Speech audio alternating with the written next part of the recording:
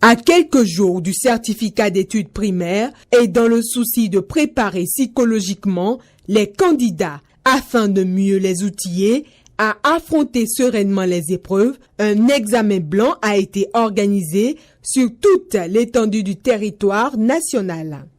Selon le directeur de l'EPP Zinvier Centre A, tout s'est bien déroulé. Mes impressions sont bonnes, très bonnes impressions. Parce que l'organisation qui nous a été dictée d'en haut, nous n'avons pas encore eu l'occasion de faire quelque chose du genre. C'est une très bonne organisation qui nous a été envoyée d'en haut. Nous aurions voulu que les années à venir, que ça se passe de la même manière. Au dire de Maurice Kounouro, l'organisation mise en place cette année est différente des années antérieures. Il précise les nouveautés. Les nouveautés, c'est que lorsqu'on finit d'évaluer les enfants, d'administrer les épreuves, il y a une équipe de correction. Une équipe de correction qui apprécie les copies.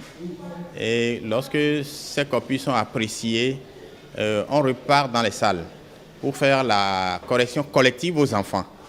Et c'est lors de cette correction collective-là, il y a eu des rémédiations. Ces rémédiations ont apporté beaucoup aux enfants. Parce que ceux qui n'ont pas pu, les questions auxquelles ils n'ont pas pu donner des réponses tout à l'heure, et ils n'ont pas compris, et ces rémédiations leur ont permis d'acquérir ces notions-là une fois pour de bon. Et si éventuellement ça venait à l'examen, ils pouvaient s'en sortir. Ce membre du comité d'organisation affirme que ces réformes ne porteront aucun préjudice aux acteurs du système éducatif. Avec les réformes actuelles, il faut s'habituer.